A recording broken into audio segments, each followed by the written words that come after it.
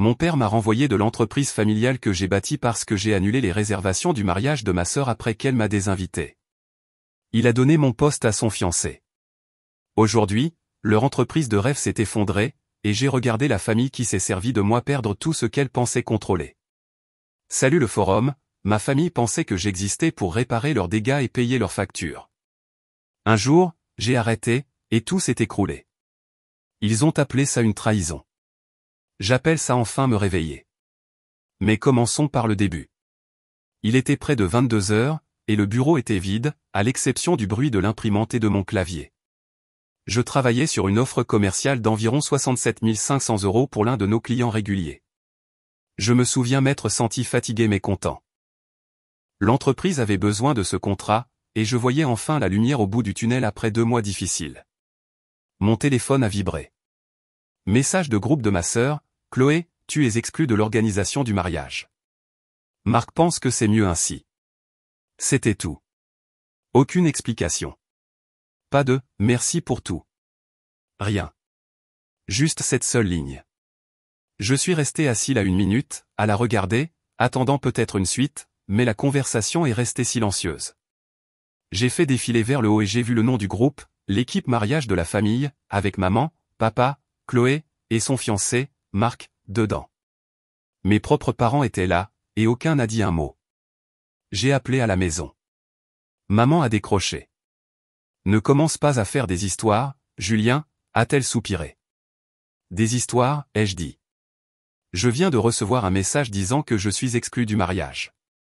J'ai déjà payé 10 800 € pour ce truc. Tu ramènes encore tout à l'argent, a-t-elle dit, comme si c'était le pire crime au monde de garder une trace de ce que l'on dépense. Puis la voix de papa en arrière-plan, laisse-les gérer ça, Julien. Tu es trop contrôlant. Je gère les factures que tu m'as dit de gérer, ai-je dit. C'est ce que je faisais, papa. Ils vont se débrouiller. Tu rends toujours les choses plus compliquées qu'elles ne le sont. J'ai raccroché avant de dire quelque chose de pire. Je me suis adossé à ma chaise et j'ai regardé autour du bureau. La photo encadrée du barbecue d'entreprise de l'année dernière était sur mon bureau. Tout le monde souriait, y compris Chloé et Marc, qui à l'époque m'appelaient le pilier de la famille. J'ai rouvert mon ordinateur portable, cliqué dans des dossiers, et dit à Nadia, notre comptable, de sauvegarder tous les documents à mon nom. Tout, a-t-elle demandé en se frottant les yeux. Oui, les contrats, les factures, les comptes, tout ce que j'ai signé ou payé. Elle n'a pas demandé pourquoi. Elle travaillait avec moi depuis assez longtemps pour savoir quand quelque chose n'allait pas. Pendant qu'elle travaillait sur la sauvegarde, j'ai parcouru mes reçus par courriel. L'acompte pour le lieu de réception, 4 500 €, payé avec ma carte personnelle. L'acompte du fleuriste, 720 €. Les locations de smoking facturées à notre entreprise, Prestige Location, et mises à mon nom juste pour la commodité. L'acompte de la lune de miel à mon nom parce que la limite de la carte de crédit de Marc était trop basse. Tous ces virements et confirmations bien rangés dans ma boîte de réception. Puis j'ai ouvert ma feuille de calcul et ajouté une nouvelle ligne en bas, total mariage, 11 187 € à ce jour. Je n'étais pas en colère, pas vraiment. J'ai juste réalisé à quel point il était facile pour eux de m'effacer de quelque chose que j'avais pratiquement construit pour eux. Chloé stressait depuis des mois à cause des revenus fluctuants de Marc. Et maman n'arrêtait pas de dire, ne t'inquiète pas, Julien s'en occupera.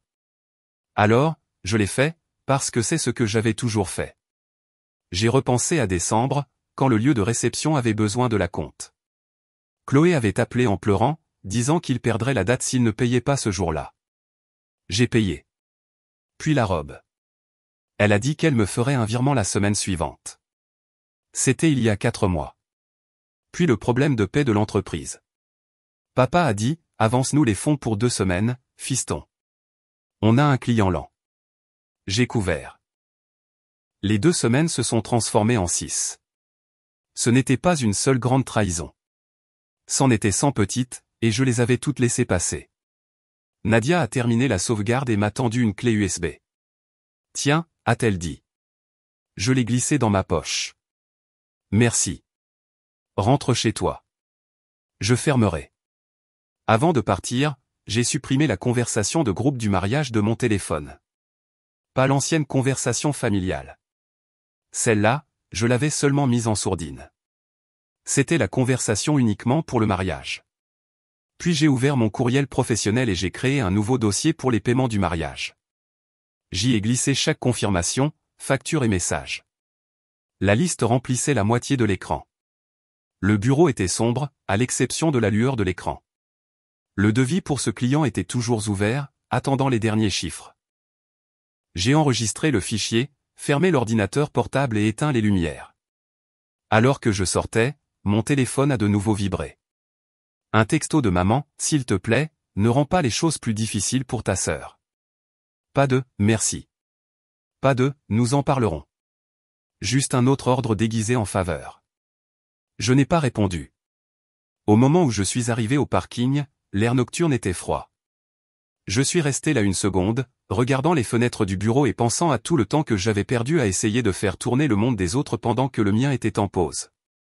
C'est là que j'ai eu le déclic. S'il voulait me sortir du mariage, très bien. Il pouvait aussi sortir de mon portefeuille, de ma patience, de mon temps libre à régler chaque problème qu'il créait. J'ai déverrouillé ma camionnette, laissé tomber la clé USB dans la console centrale et démarré le moteur. Ils m'ont exclu par un message de groupe, ai-je dit à personne. Puis j'ai passé une vitesse. Très bien, ils peuvent gérer la facture. Maintenant, vous savez ce qui s'est passé. Laissez-moi vous parler un peu de nous. Je m'appelle Julien Moreau. J'ai 32 ans, et je dirige les opérations de notre entreprise de construction familiale, Moreau Bâtiment et Conception. Mon père, Gérard, l'a fondée à la fin des années 90. Maman, Hélène, s'occupe des relations avec la clientèle, ce qui signifie principalement des commérages et des déjeuners d'affaires. C'est moi qui dirige vraiment les équipes, gère la paie, m'occupe des offres, tout ça. Ma sœur, Chloé, ne travaille pas là-bas. C'est une influenceuse, ou elle essaie de l'être. Son fiancé, Marc, traîne dans les parages, parlant toujours de grandes opportunités. Le lendemain matin, je me suis assis à mon bureau, j'ai ouvert les comptes partagés et j'ai commencé à vérifier ce qui portait mon nom. Chaque transaction, chaque facture. Ce n'était pas la colère qui me poussait. C'était une curiosité qui avait manqué de patience. Papa a utilisé les mêmes phrases toute ma vie, tu as de la chance, tu gagnes plus. Maman ajoutait toujours sa version, on te remboursera quand le refinancement sera passé. Il y avait toujours un autre refinancement. Une autre excuse. Je continuais à tout réparer parce que c'est ce que j'avais toujours fait. En triant les reçus, j'ai pensé à la façon dont ce schéma ne s'arrêtait jamais. Même au travail, papa se vantait de moi auprès des clients. Mon fils est le cerveau de cette boîte, puis il m'appelait « le gamin » devant l'équipe. J'avais transformé cette entreprise en quelque chose d'organisé, de rentable, de stable, mais j'étais toujours traité comme une pièce de rechange qu'il pouvait remplacer quand il le voulait. Vers midi, notre avocat, Maître Victor Leroy, est passé pour finaliser quelques permis pour un petit chantier commercial.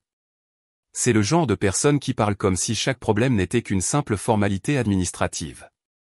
Nous avons examiné les signatures, les numéros de projet, tout était normal, jusqu'à ce qu'il feuillette un dossier et dise, au fait, ce transfert de propriété a été effectué. Marc est maintenant partenaire à 15%. Je me suis arrêté. Partenaire ? Où ? Ici, dit Maître Leroy, en tapant sur le nom de l'entreprise dans l'entête. Moreau Bâtiment. J'ai froncé les sourcils. Avec quel argent ? Il a plissé les yeux sur le dossier. Ils ont reclassé vos avances de prêt antérieures en apport en capital sous votre nom, puis ont émis 15% pour Marc sur la base de ses fonds propres sur le papier. Je n'ai rien dit pendant 10 bonnes secondes. Vous me dites que j'ai payé pour ça ? Il a haussé les épaules. C'est ce qui est écrit. Il a fermé le dossier. Je supposais que vous aviez approuvé. Il était parti avant même que je me lève. Je suis allé directement au bureau de Nadia. Elle a levé les yeux, confuse. Nous changeons les accès, ai-je dit. Aujourd'hui. Quoi ? Toutes les cartes de l'entreprise sauf la mienne. Annulées. Les paiements automatiques, désactivés. Déplace la connexion active sur mon compte uniquement. Fais-le discrètement. Elle a cligné des yeux. Ça va les contrarier.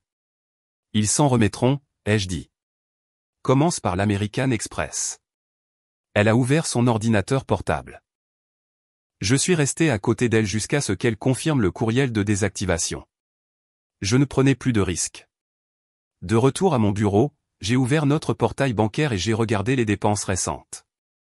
Plusieurs paiements intitulés « Honoraires de consultation » et « Primes de marketing » figuraient sous le nom de marque. Ils n'étaient pas là 2 semaines auparavant. J'ai fait une capture d'écran de chacun et les ai enregistrés sur une clé USB. J'ai ouvert le tiroir et sorti tous les relevés papier que j'avais de l'année écoulée.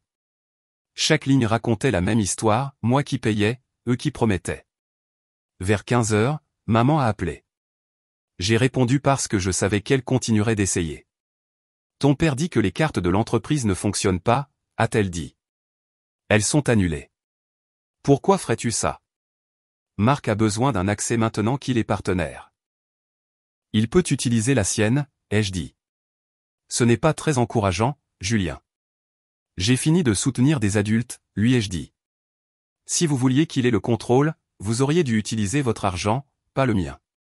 Elle a soupiré au téléphone. Tu es toujours si froid.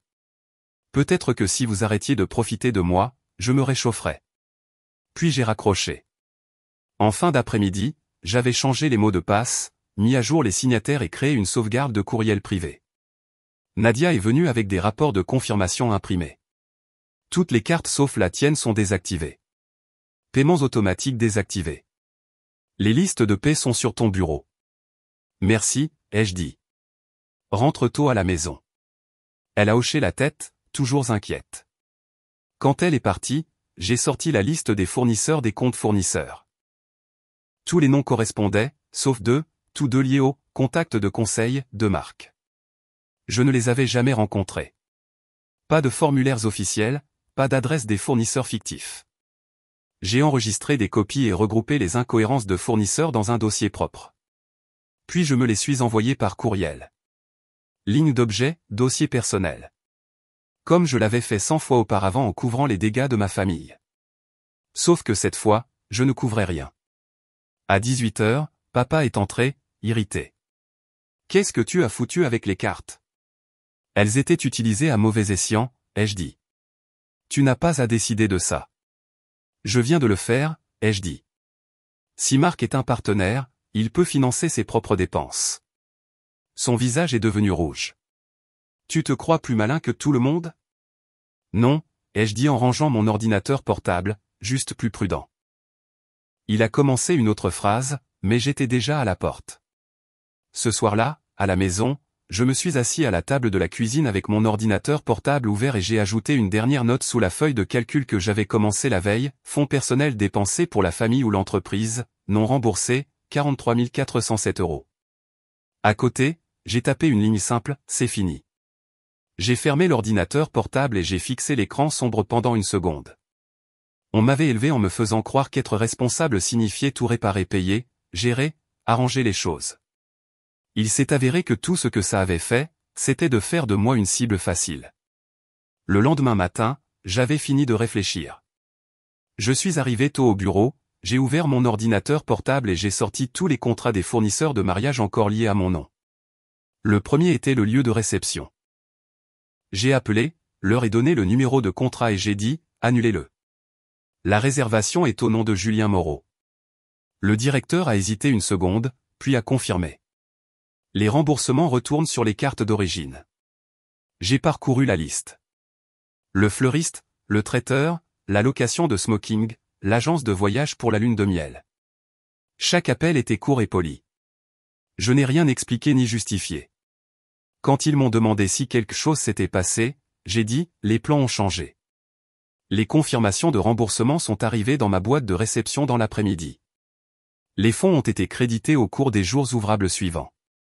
J'ai créé un nouveau dossier sur mon bureau, remboursement confirmé, et j'y ai déposé chaque PDF dès qu'il arrivait.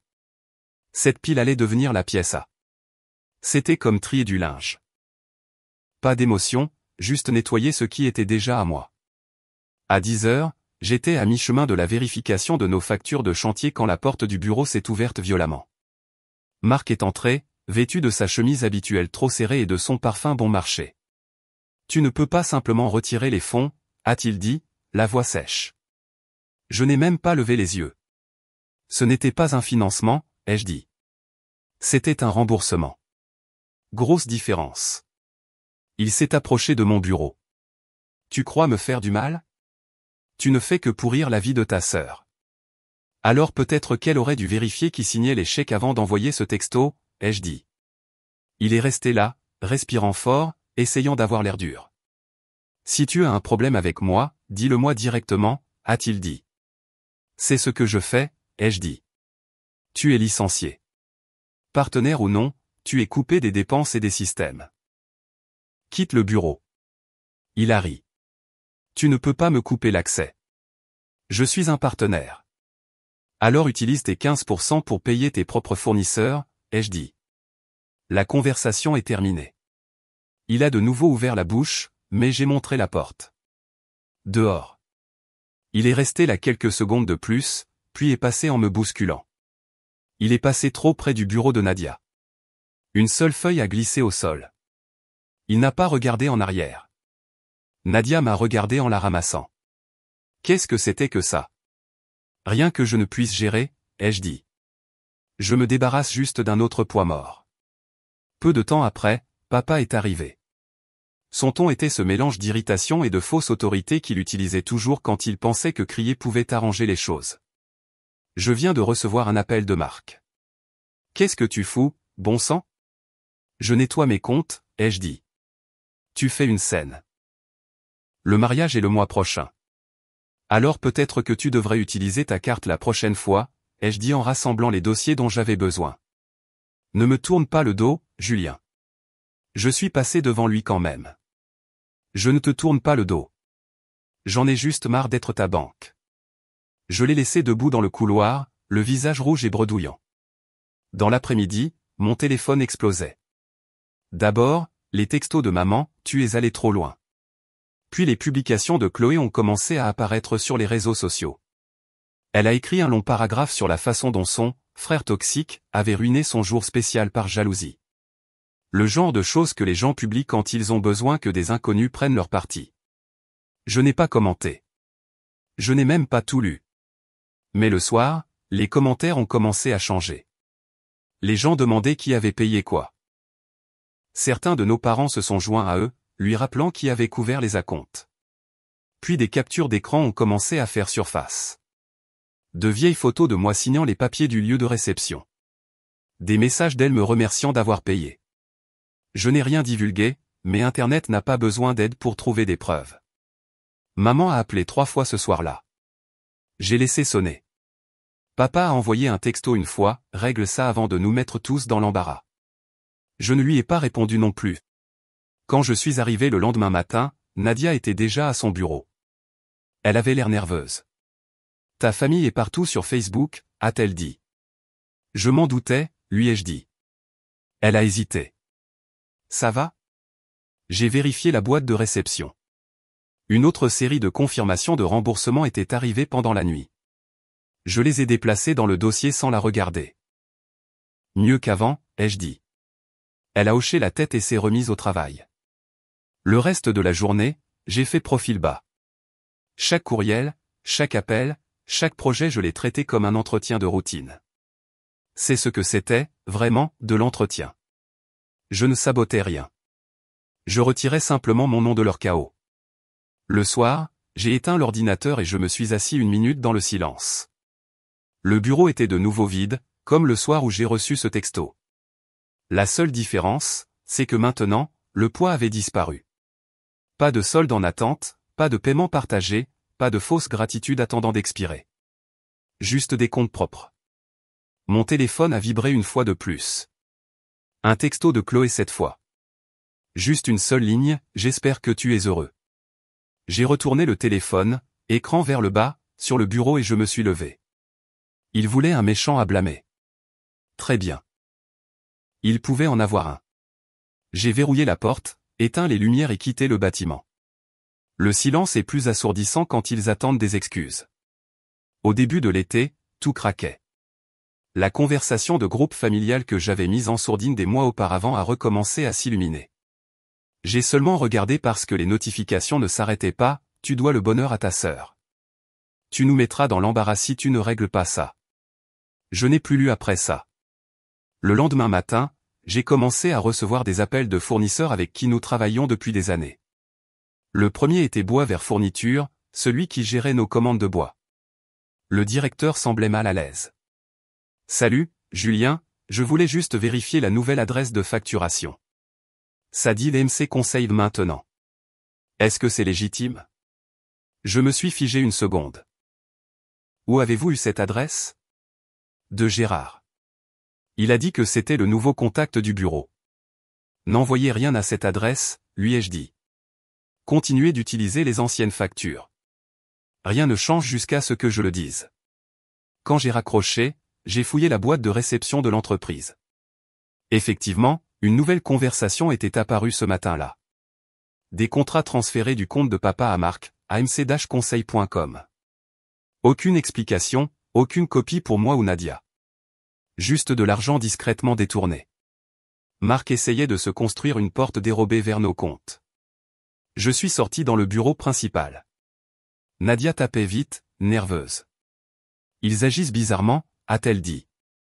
Ta mère et Marc ont tous les deux appelé pour demander le journal principal des factures. Ils ont dit qu'ils devaient ajuster les dates de facturation. Ne l'envoie pas, ai-je dit. Elle a hoché la tête. Ils ont dit que tu m'avais dit de le faire. Ce n'est pas vrai.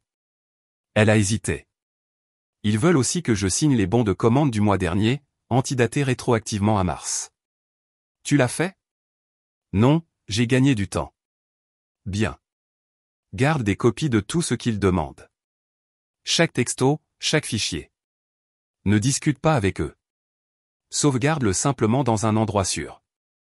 Sa voix a baissé. Julien, c'est de la fraude, n'est-ce pas? Peut-être, ai-je dit. Protège-toi. Je m'occupe du reste. Je suis retourné à mon bureau, j'ai fermé la porte et j'ai vérifié les lecteurs partagés. La moitié des dossiers de l'entreprise avaient été renommés. Les initiales de Marc étaient sur chacun d'eux. MC Chantier. MCP Principal. MC Consultation. Il essayait de créer une entreprise miroir à partir de la nôtre en utilisant nos contacts et nos contrats. À ce moment-là, le logiciel de comptabilité avait déjà commencé à signaler des avertissements de fournisseurs en double en juin. Personne n'y a prêté attention. Cet après-midi-là, papa a fait irruption sans frapper. Sa chemise était sortie, son visage rouge. Qu'est-ce que tu fous, bon sang, à nous bloquer l'accès à notre propre système? Je ne vous ai pas bloqué, ai-je dit. Vous avez essayé d'en créer de nouveaux. J'entends des fournisseurs dire que tu bloques les paiements. Je bloque la fraude. Fais attention à ce que tu dis, gamin, a-t-il lâché. Tu ne traites pas ton père de fraudeur. Alors arrête d'approuver de fausses factures. Il m'a regardé fixement comme s'il ne pouvait pas décider s'il devait crier ou jeter quelque chose. Au lieu de cela, il a dit, tu détruis cette famille. Non, ai-je dit.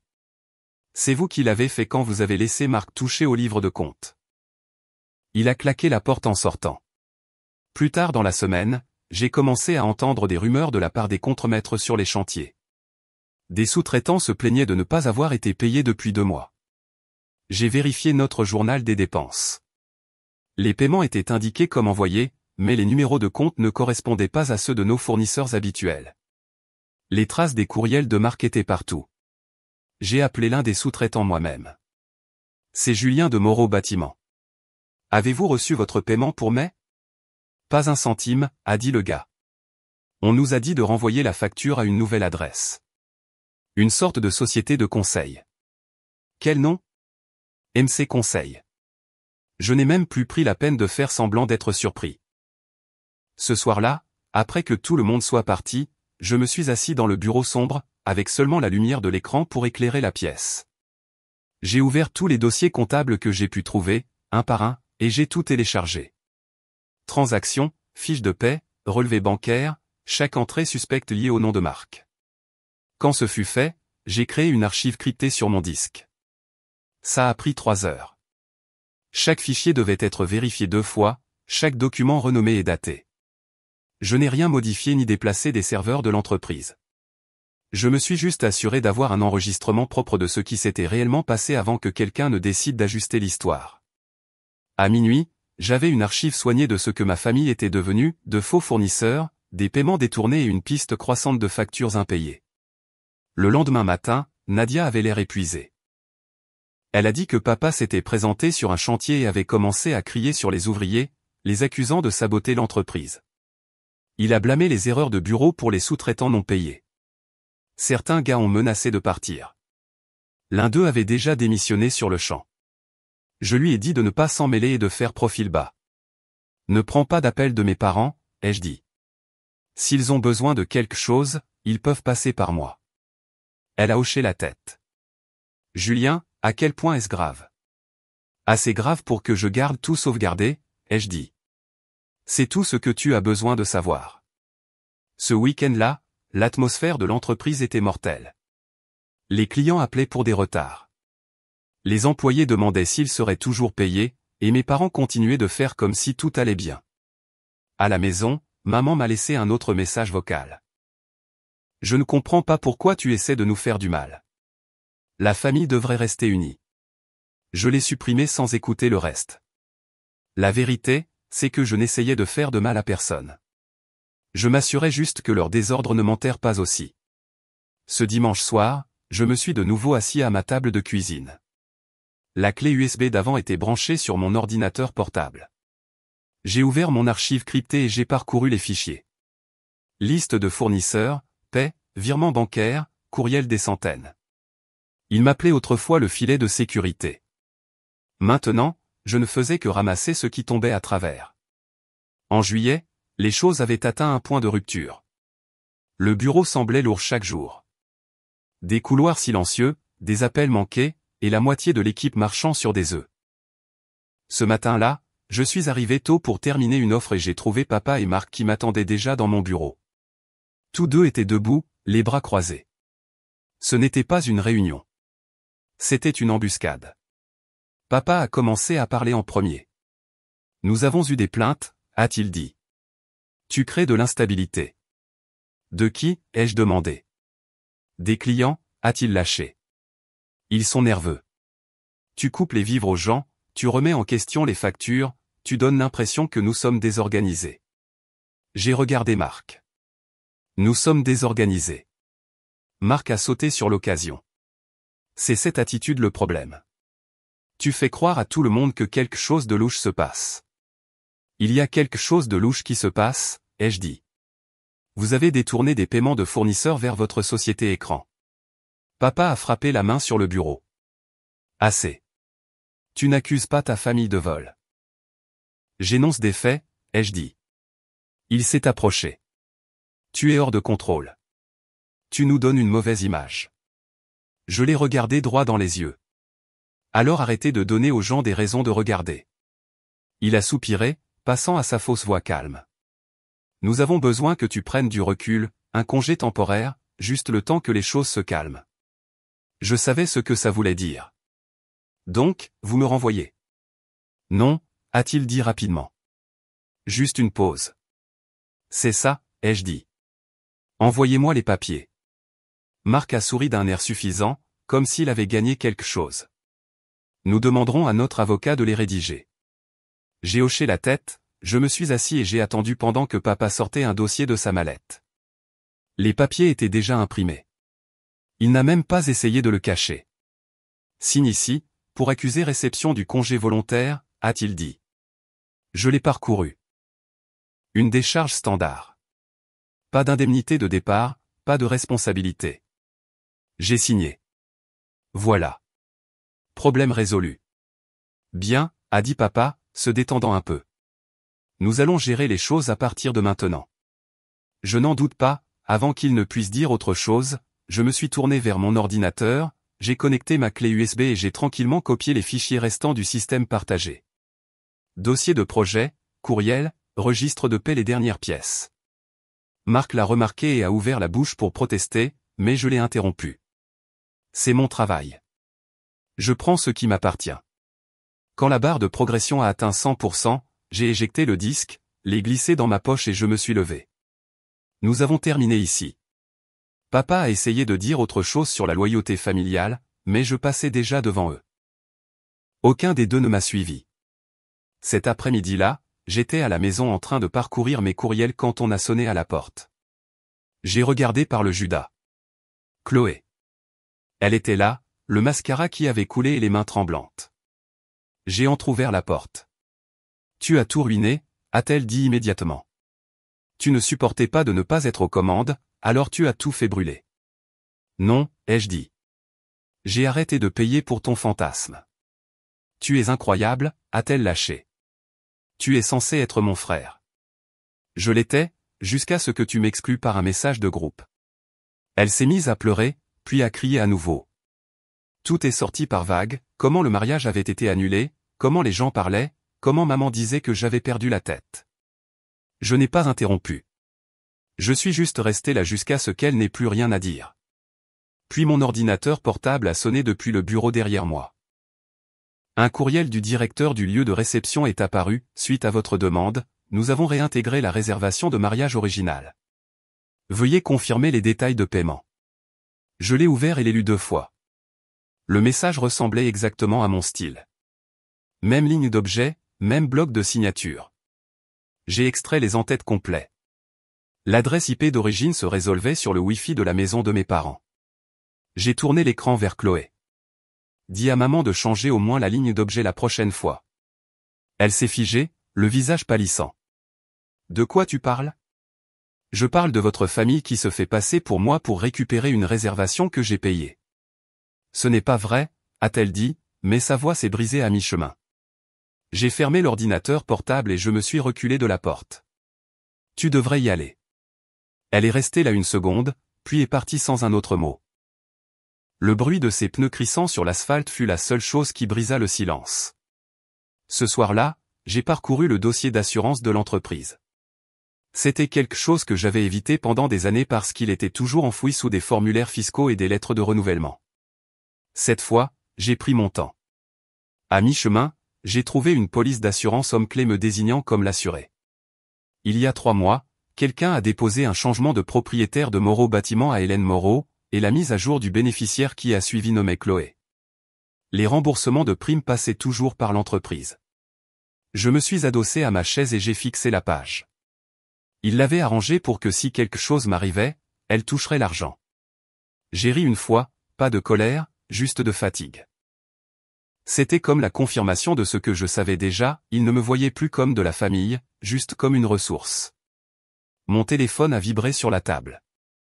Un texto de maman, tu regretteras de nous avoir contrariés. J'ai répondu, déjà pas, puis j'ai posé le téléphone et j'ai ouvert une nouvelle feuille de calcul.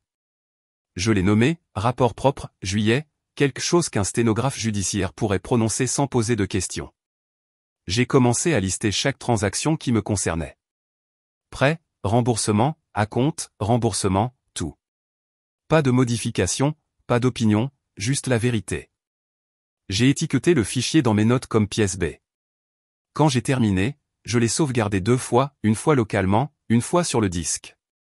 Il pensait que je me battrais, mais il n'y avait plus rien à discuter. Il voulait le chaos, je voulais des dossiers. Il pensait que je me battrais. J'ai juste commencé à documenter. À l'automne, la famille Moreau faisait de nouveau comme si tout allait bien. Chloé et Marc ont eu un mariage rapide à la mairie. Pas de robe, pas d'invité, juste une photo devant un mur de briques et une légende qui disait « Un amour simple plus grand que les grands drames ». On aurait dit une photo d'otage. Je n'ai pas commenté, pas envoyé de texto. 1 semaine plus tard, elle m'a quand même envoyé un message. Est-ce que je peux t'emprunter 4 500 € pour prendre de l'avance sur les factures? La commission de Marc n'a pas encore été versée. J'ai regardé le message pendant 1 minute, puis j'ai répondu « Bien sûr. Tu recevras un contrat de prêt sous peu. » J'ai ouvert un modèle de contrat de mes fichiers, ajouté son nom, fixé le taux à 6% d'intérêt, 6 mois, et une clause de garantie utilisant sa bague de fiançailles comme sécurité si le prêt n'était pas remboursé. Pas de piège, juste un langage juridique clair. Je l'ai signé et l'ai envoyé en PDF. 2 heures plus tard, le document est revenu avec sa signature numérique en bas. Pas de message joint. J'ai transféré l'argent. Pas d'émoji, pas de félicitations. Uniquement des affaires. Le lendemain matin, j'ai retrouvé Nadia dans un restaurant près du parc industriel. Elle avait l'air fatiguée mais calme. J'ai fait glisser 2 dossiers minces sur la table.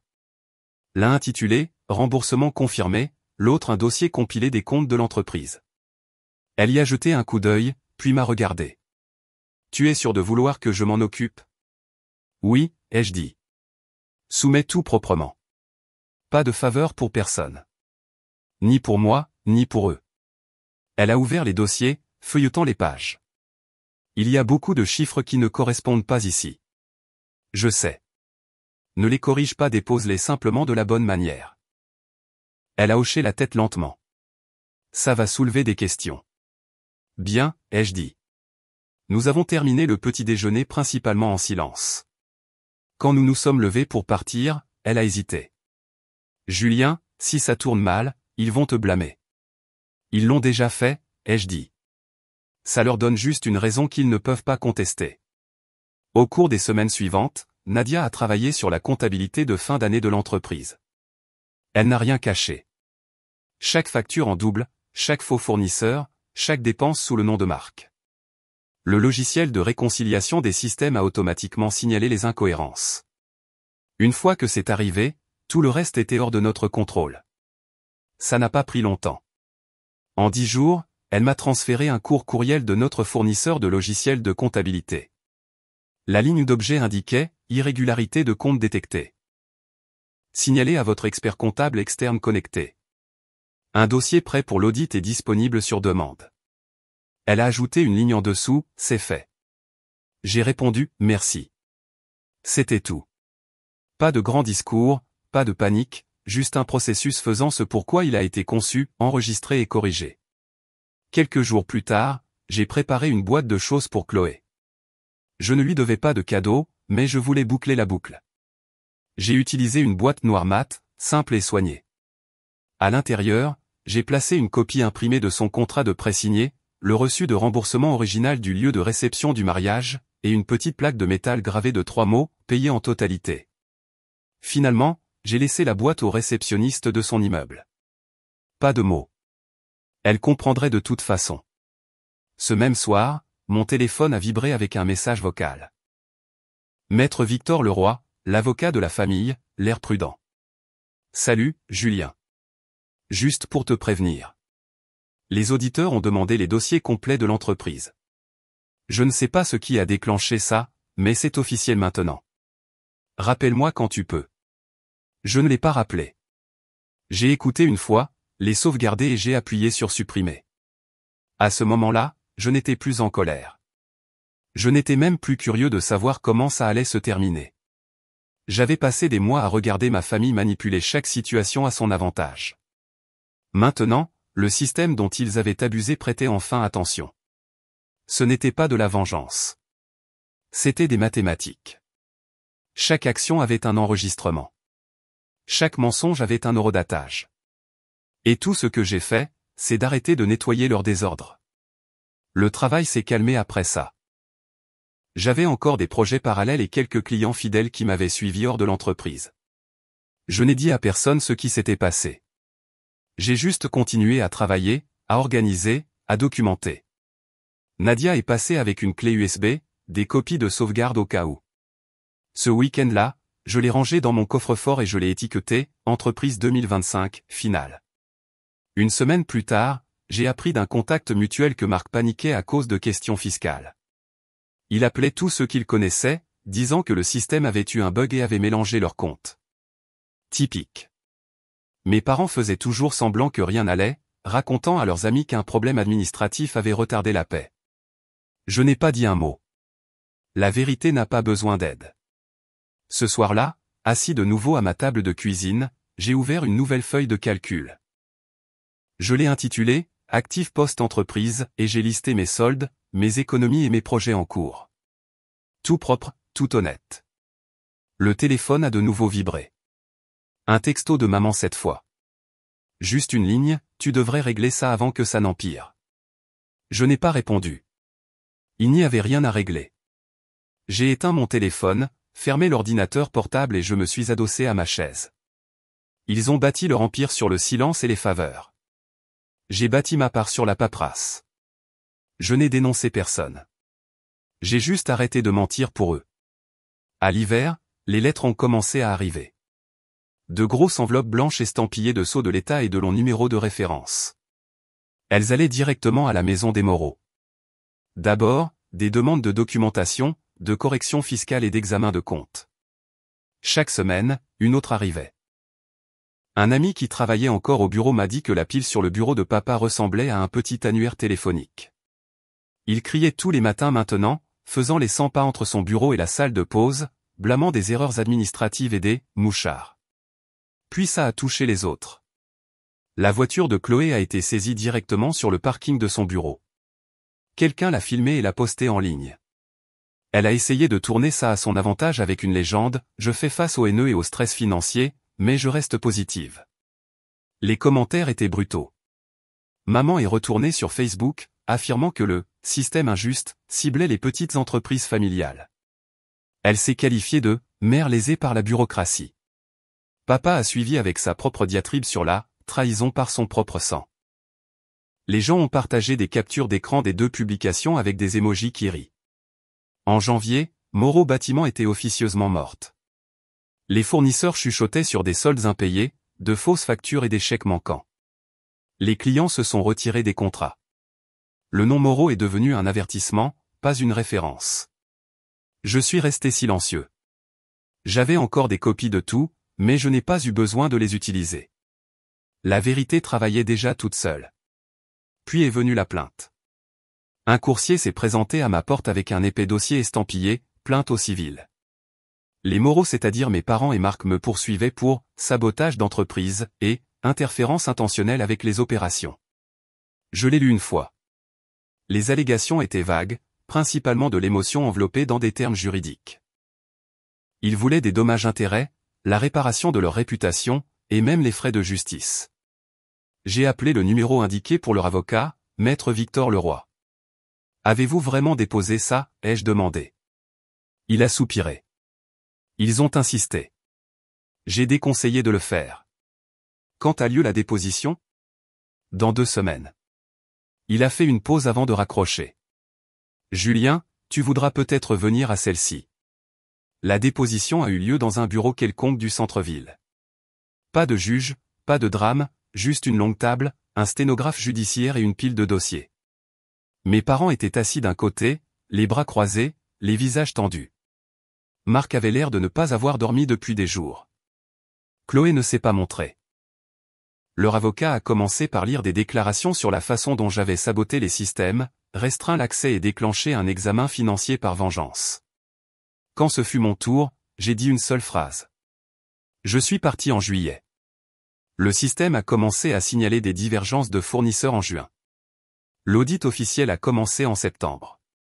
Je n'ai rien déclenché. Mon avocat a fait glisser une pièce sur la table. C'est vrai, a-t-il dit. La plateforme de comptabilité a commencé à signaler automatiquement ces divergences en juin, avant le départ de M. Moreau. La mission d'audit externe a commencé en septembre. Cette séquence est documentée. Le visage de papa est devenu blême. Maman a chuchoté quelque chose dans sa barbe. Marc a juste fixé la table. Leur avocat a tenté de s'opposer, mais mon avocat a continué à parler. Pour mémoire, il existe une documentation de toutes les transactions, et aucune ne désigne Julien Moreau comme source du problème. Le sténographe s'est arrêté juste assez longtemps pour sentir l'air se vider de la pièce. Leur avocat a fermé son dossier. Pas d'autres questions. Nous avons ajourné. En sortant, mon avocat a fait glisser 2 dossiers sur la table, remboursement confirmé, marqué comme pièce A, et rapport propre, juillet, comme pièce B. Pas de discours, juste des étiquettes. Après, papa m'a rattrapé dans le couloir. Sa voix tremblait. Tu as détruit le nom de cette famille. Je l'ai regardé. Je n'ai rien détruit. J'ai équilibré les comptes. Il n'a pas répondu. Il s'est juste éloigné en marmonnant à propos de la loyauté. Cet après-midi-là, j'ai signé mes derniers papiers de séparation. L'entreprise me devait mes congés payés non pris et un petit pourcentage sur d'anciens projets. J'ai pris le paiement, par virement direct uniquement, et ce fut la fin. Une semaine plus tard, leur avocat a déposé un avis de désistement volontaire. En février, j'avais enregistré ma nouvelle société, Moreau Gestion Comptable. Une personne, un bureau, un ordinateur portable. Je ne voulais pas d'équipe ni de frais généraux, juste des petites entreprises clientes qui voulaient des comptes propres et des conseils honnêtes. Je travaillais tranquillement depuis un bureau loué au centre-ville. Quelques anciens contacts m'ont retrouvé par le bouche à oreille. Le travail n'était pas spectaculaire, mais il était solide. Nadia m'a aidé à mettre en place les systèmes. Elle faisait de la comptabilité en freelance à ce moment-là. Ça fait bizarre de tout recommencer, a-t-elle dit un soir alors que nous passions en revue de nouveaux dossiers clients. C'est mieux comme ça, lui ai-je dit. Plus petit, plus propre. Elle a souri. Et plus calme. Exactement. Le lendemain matin, je suis entré dans mon petit bureau, j'ai fait du café et j'ai ouvert mon tableau de bord client. Le soleil frappait les stores juste comme il faut, et pour la première fois depuis des années, je ne sentais pas que je devais quoi que ce soit à qui que ce soit. Ils ont appelé ça une trahison. J'appelle ça l'équilibre. Je n'ai pas coupé les ponts. J'ai juste arrêté de les porter de l'autre côté. YouTube vient de lancer cette nouvelle fonctionnalité, Hype. Si vous êtes accro à cette histoire, explosez ce bouton Hype. Ça dit à YouTube, cette vidéo mérite de faire un carton.